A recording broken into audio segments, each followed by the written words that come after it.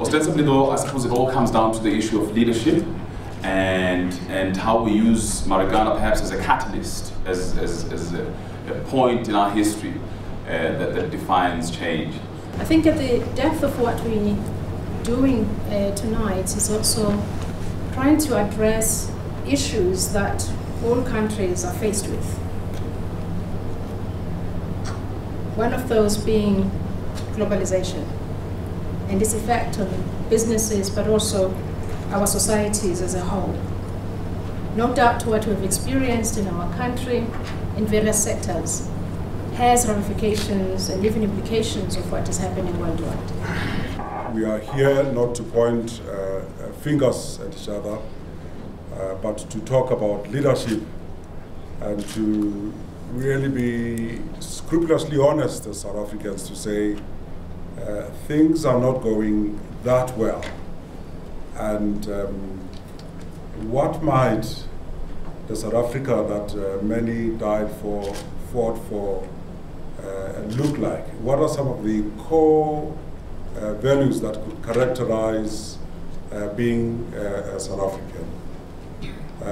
We know that Marikana has happened, and the Falam Commission is looking at what might be the underlying factors.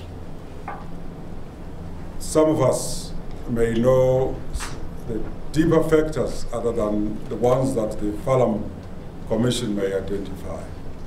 Here is an opportunity as South Africans to put those on paper, and then hopefully through this program, adverts, we may have an aid memo, give it to the relevant people and say, over and above what has been found, we believe as South Africans, these are the issues that have not been identified by the Falam Commission. The mining industry is an interesting one. It's a key driver of South Africa's economy. And that's why when there was unrest in the mining industry, the whole world looked up because it affected our stability as a country. And when you engage and look at the issues around the unrest that we've had in the mining industry recently, and by the way, we refer to pre-Marikana and post-Marikana, but if you look, and that is confined to the Rustenburg area, but if you look at that unrest in the mining industry, it's spread into the gold areas, which is mostly around Gauteng, around those areas. And there were threats at some stage that it would spread to the coal industry as well as the diamond industry. But at Anglo-American, it also spread into the Kumba iron ore business. So it's not only about Marikana, it's about mining in this country. For some years now, COSATU has been talking about ticking time bombs. We've been saying that the levels of poverty, unemployment, and particularly inequality in South Africa, which is now the most unequal society in the world, are completely unsustainable. That sooner or later, the situation was going to explode. And that is precisely what's been happening over the last few months. So perhaps we shouldn't be surprised, but obviously still need to be shocked into an awareness that there's something fundamentally wrong with the society. It is important if a country is downgraded, and the reason it's important is because foreign governments and foreign investors, people who trade with the country, look at what rating agencies have to say, even though I personally have some difficulty with how they do the rating, and the fact that they rate all private entities like banks and insurance companies, mining companies, at below the rate that they rate the country, the government. They don't actually, to be technical, rate countries or governments.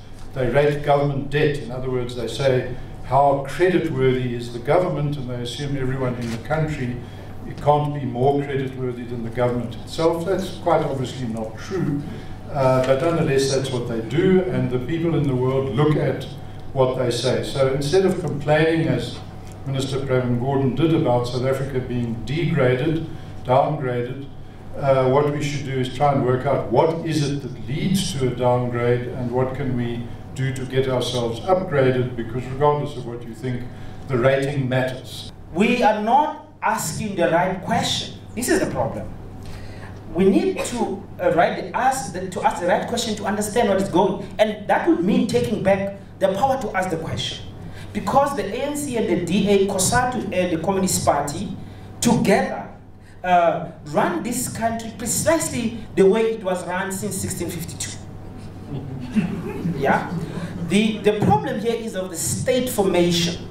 The character of the South African state created since 1652 is one that privileges white interests at the expense of black people. It is an anti-black state fundamentally. And it can only proceed on the basis of super exploitation of black people, their domination, and then creating wealth for the white minority. Of course, 1994, what happened is you have a black political class joining the old white money to perpetuate exactly the same system. This is the problem. So every time when black people raise legitimate questions, whether it's a question of housing, water, or wage, a living wage, the state is incapable of responding any other way but by violence, right? Because demands of black people are not legitimate in this state form. I'm here tonight as the representative of my client, the Makgoba community. Now, the terrible events between the 9th and the 16th of August are referred to as Marikana. That's a misnomer. They should be known as Makgoba, because all these events occurred on this community's land. I suppose it's the fault of the media, but it's an inadvertent fault. But it is a symptom of the low status which communities have in this country. There's been very little talk since Marikana about the plight of the communities and how this has contributed towards those terrible events. Longman mines on community land. Wonderkop Farm, where those terrible shootings took place, is community land. Longman mines under Wonderkop. Longman mines through its Eastern Platinum subsidiary wholly on community land. And what has been the result? Gross abuse, and I know that I am saying this in a public forum, gross abuse and discrimination against this community. Now, I do not hold a brief on behalf of the other mining communities in the Northwest, but I do know that the failure of government affects every one of them which has any money. Apart from the Bafokeng, no elections are allowed. And accusations are made against the Northwest government by all of these communities about misspending the money. What a fundamental breach of leadership this is, that an ANC government is now, in fact, in the words of the public protector, to whom a complaint was lodged by the Makgoba community and authored by me, that they are, in fact, misspending, which is probably a synonym for a much more emotive word, all of this money. We are in it together. We can no longer just say, let the politicians or the business people lead this country. This is a wake-up call, what we're seeing. And we're saying as the churches, we need to speak truth to power. We know that it is easy to speak truth to power, but it is very difficult to speak truth to power when friends are in power.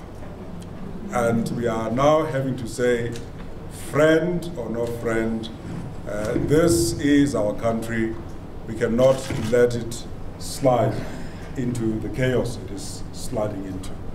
It seems the force with which God's people are being dealt with is increasing. Some people are enjoying power and are being corrupted by that power. And from a faith perspective, we, as I said in my introductory remarks, hold that the dignity of each person is no optional extra. It is an imperative, and the faith leaders must ensure that it is felt. It is a constitutional provision, but it is a faith imperative that all South Africans must be protected.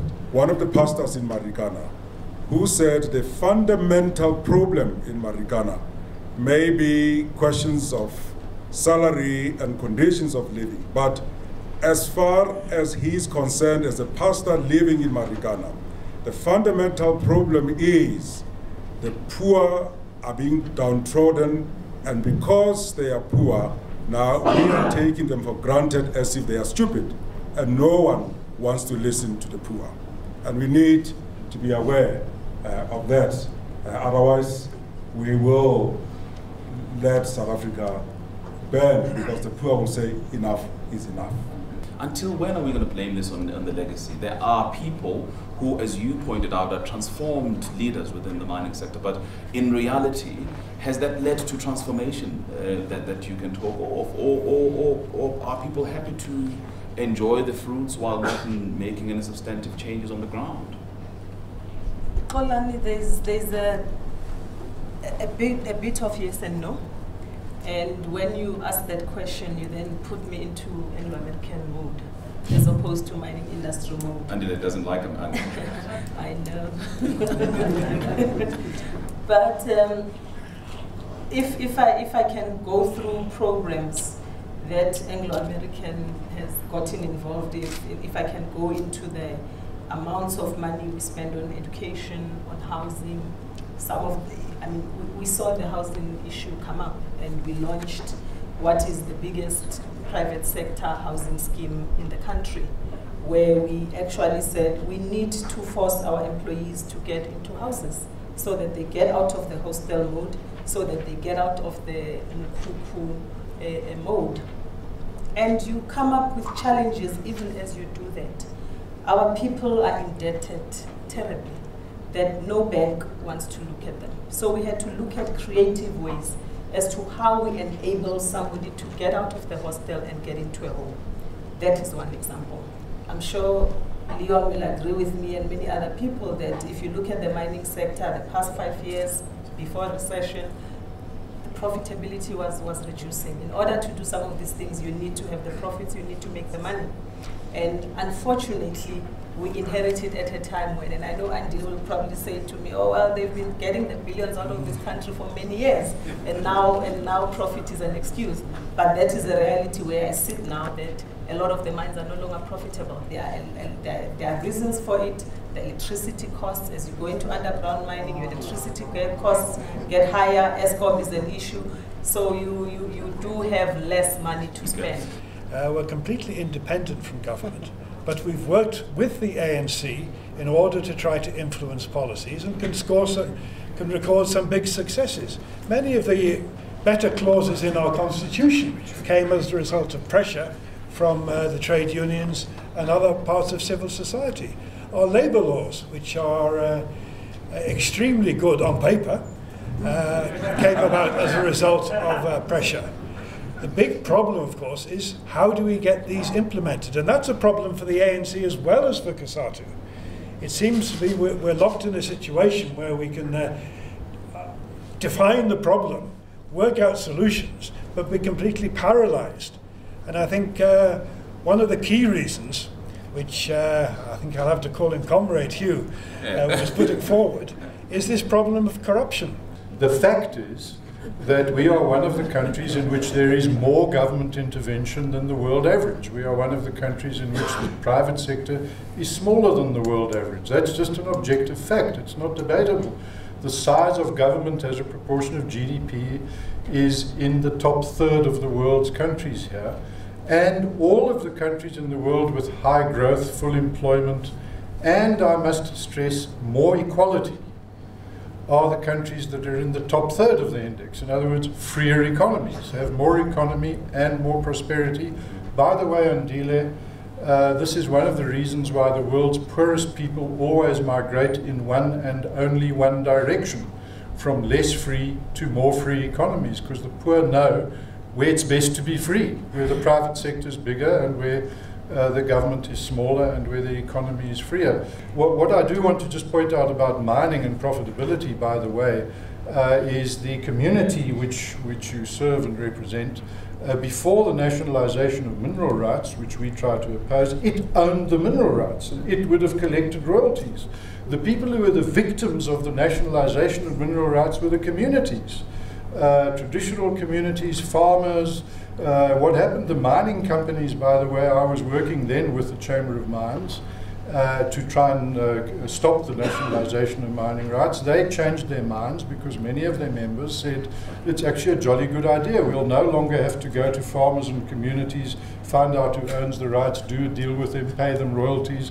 We'll just have to go and have tea with some or other bureaucrat and walk away with a contract to mine the minerals that are no longer the community. So we must understand something as sexy as the nationalization of mineral rights resulted in a complete stripping of low-income, poor people, including communities, of what now would have made them wealthy. That money is now going into the pot of central government. Crisis after crisis doesn't help us. Come up with a solution. No. I mean, the point is this, by the way, that capitalism actually has failed, and it's failing. Look at Europe today. Look at 3 years ago, the Americans had to take state money, public money to keep it going. In South Africa, we're bailing out all sorts of things except the people. I mean, you know, and this basically taking money from the people to sustain a system which is basically not working very well. So, and we are making very simple propositions. The problem is that the government is arrogant. They are arrogant because they believe they can never lose power. And you hear this repeatedly from ANC members. If this government had between 50 and 55% of the popular vote, and therefore was in danger of losing power, you would have a very different reaction. As far as the community royalties are concerned, Leon, you're wrong. There is a provision in the transitional arrangements of the MPRDA, which is the new mining law, which says that community royalties continue.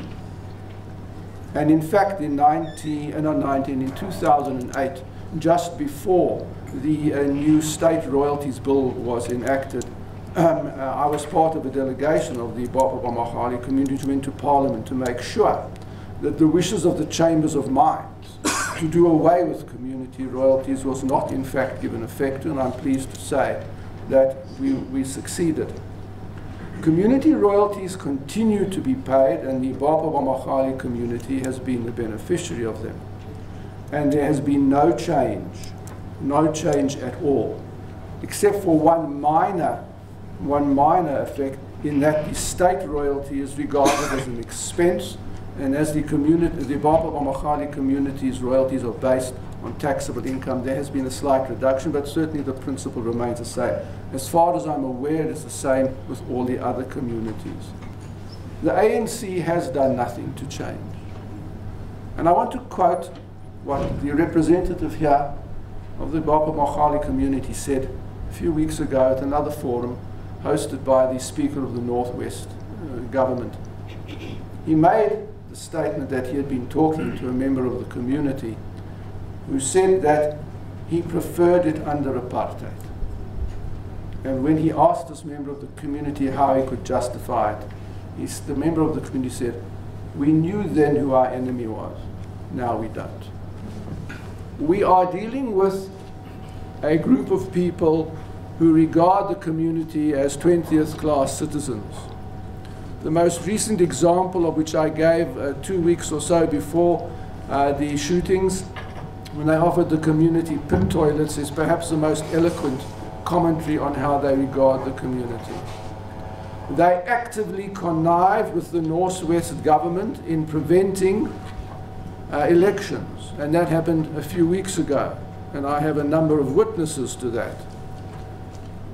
We need proper political leadership in this country, and until we get it, the business leaders will go on as before. This discussion tonight has been on leadership. It is totally absent. I don't think laws, the constitution, commitments, and so on are going to work. We're going to have to reach a point where it becomes impossible for the political leadership in particular not to listen to people. You have to create those conditions if you want results. Otherwise, we just go on like this and hope and wish for a different system, but it's not going to be there. And so one of the things that I think we should be doing is to think seriously about, and I mean this is part of a campaign I'm part of, where we say we must force politicians and public servants by law to be the first to use public services. This is where you have to start with this thing. But I think we, as those of us who want real change, we must make it impossible for the ANC government to allow business to brutalize our people with impunity. That what we need is good policies. I don't actually care who's in power. I think COSATU actually harms itself by staying in the alliance. I really think that COSATU and the ANC think this alliance is good for them. It's probably harmful, but I'm not a political scientist. What I can tell them is how to make the country rich, how to create jobs, how to bring about equality, how to overcome past injustices. That is simple economics that has already been done. We don't need to come up with new policies. We just have to do what works. That's already proven. It's not actually subject to informed debate anymore. It's a settled matter. And that's why I think nationalisation still has to be on the agenda. But I absolutely agree, it has to be a totally different form of nationalisation than we've seen in all those countries that Leon mentioned earlier. We certainly don't want to follow that road. It must be a form of public ownership that benefits the communities, the workers, and society as a whole. And I'm still optimistic that such a solution will be found, maybe not in my lifetime, but certainly in the years ahead. But we started talking about leadership, and I think we end up talking about leadership. And yes, we do need visionary leadership. We do need leaders who understand what the aspirations of people are. We need leaders who go out there and do what the people want them to say. And if I'm to sum up once again and say, what type of a business leader do I want to be? What type of a business leader am I? I'm not a business leader that writes articles. I'm not a business leader that commentates about things. I'm a business leader that goes out there and gets it done and gets to understand what the people want and work at it every day.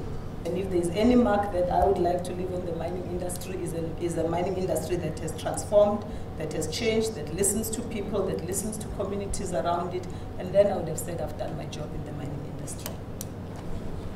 Leadership is not an abstract thing that you study there. It starts with you.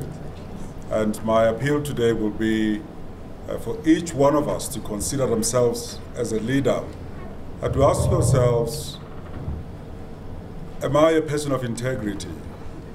Do I cut corners? Do I bribe the traffic cop? Do I give bribes?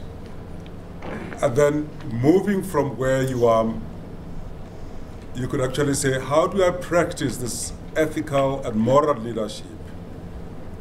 Do I do what I want to be done to be to the others?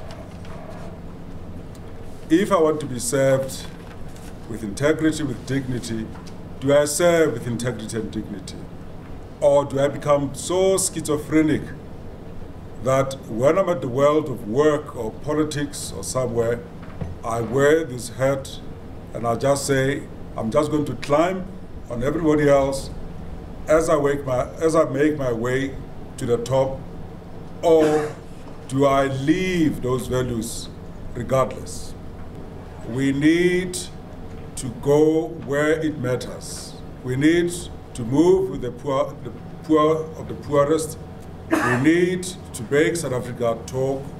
Maybe in one of these sessions, we also need to bring the mine workers to dialogue with the captains of the industry. We need to bring some of the people that COSATU represent to dialogue with COSATU. We need to bring some of those people that read what Andile writes to dialogue with him and say, are you still with us or are we speaking for us? So that is what I perceive as